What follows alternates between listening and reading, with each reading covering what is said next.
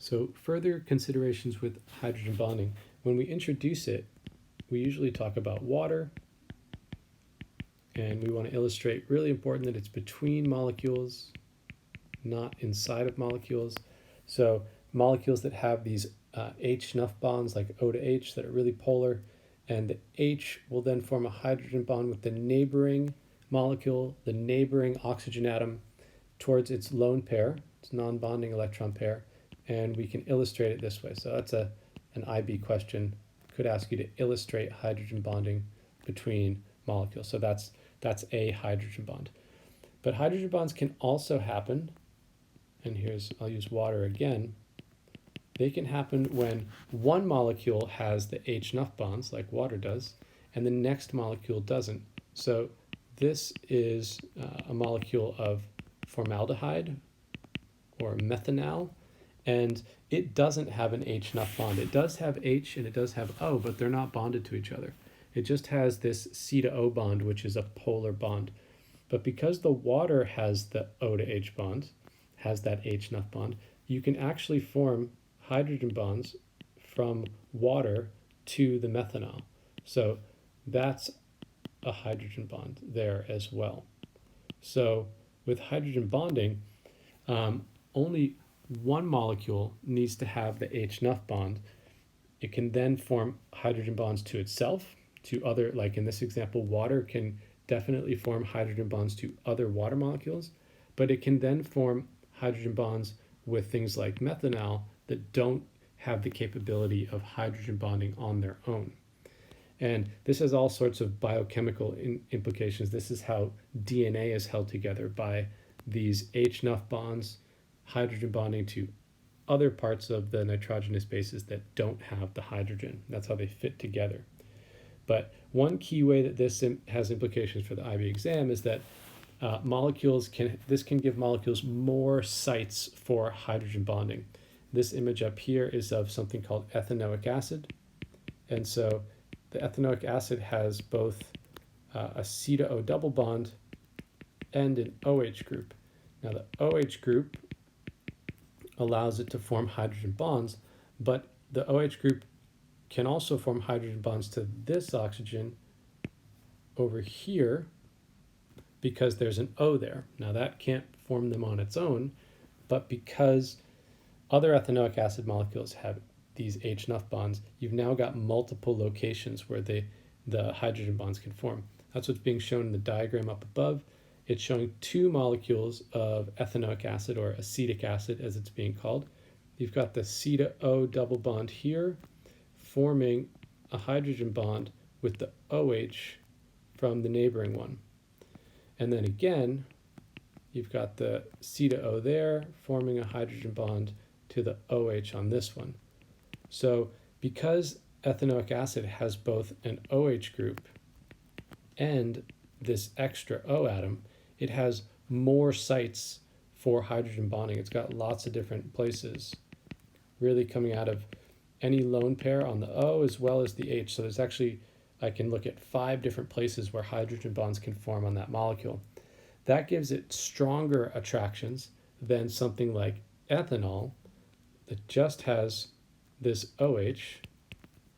So it's got these lone pairs here. Ethanol has 3 different spots where it can hydrogen bond. Each lone pair of off the O can hydrogen bond, and then this hydrogen can form hydrogen bonds. But there aren't as many locations where hydrogen bonds can form. So this molecule, ethanol, has weaker IMFs, or weaker hydrogen bonding relative to acetic acid. So acetic acid would have a higher boiling point. This ability to form hydrogen bonds between molecules is also really relevant for something called water solubility. How well do things dissolve in water? Sort of the last physical property to consider. So we know that water has these H-Nuff bonds. So if water can form hydrogen bonds to something, that something is likely to be soluble in water. So ethanol, highly soluble in water, and that's not really a surprise because they're both capable of forming hydrogen bonds. So you can see here's the hydrogen bond from water to the O in ethanol, and then we can also form hydrogen bonds from the H of ethanol's OH to the O of water. So we've got lots of different places where they can hydrogen bond with each other, and that's going to lead to them mixing well together, being very miscible with each other because they attract each other very well. So if they both hydrogen bond, if a molecule can form hydrogen bonds to water, it will be highly water soluble. But over here on the right, we have something called dimethyl ether. Now you can see that it doesn't have HNUF on its own. So if you just were looking at the dimethyl ether, if the water wasn't there, and you had to identify the types of IMFs in dimethyl ether, you could see the C to O bond and predict that it's polar, and so it should have some dipole-dipole forces, as well as some London forces, but on its own it can't form hydrogen bonds. However, because it has that O, when you bring water into the picture, now hydrogen bonds can form between the O in the ether molecule and the H of water. And so this molecule is also water soluble because it can form hydrogen bonds with water, or with water molecules. So that's really the deciding factor for whether or not something will be water soluble. Can it form hydrogen bonds with water molecules? So that can happen if you have HNUF. It can also happen if you just have O or N on your molecule, and then you can still form them with the water molecules. So water doesn't dissolve everything. It dissolves things that are highly polar, that can form hydrogen bonds with water, like we just talked about. It also can dissolve things that are ionic, that are made of ions, through an interaction known as an ion-dipole interaction. So the water molecules orient themselves around the ions so that one end of water, the negative end of water near the oxygen, surrounds the positive ions, and the positive, partially positive hydrogen ends of the water molecules surround the negative ions. So they kind of surround them and pull them apart off of the ionic crystal. So ion-dipole interactions can also lead to water solubility. Now, I got one more thing to mention about water solubility, which is this last table. So whether or not something can hydrogen bond with water is really important for whether or not it will be water soluble, whether or not it will mix with water. However, just because something can do that doesn't mean it will be soluble. What do I mean by that? Well, you can compare these three alcohols to give you a sense of what I'm getting at. Methanol is very soluble in water. Butanol, which is much longer, 4 carbons, is only a little bit soluble in water. And octanol, which has 8 carbons, is very insoluble in water, so it won't mix with water.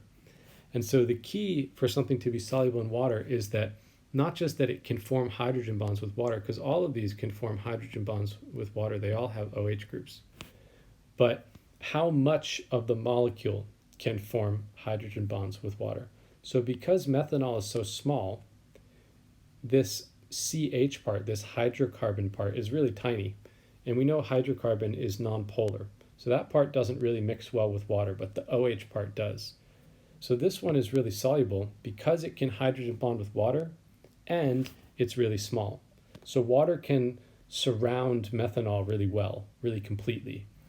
But as the hydrocarbon chain gets longer and then longer still, this molecule, even though it can hydrogen bond at one end, it's becoming more and more nonpolar overall. And so as you increase the hydrocarbon or nonpolar part of a molecule, it will get less and less water soluble.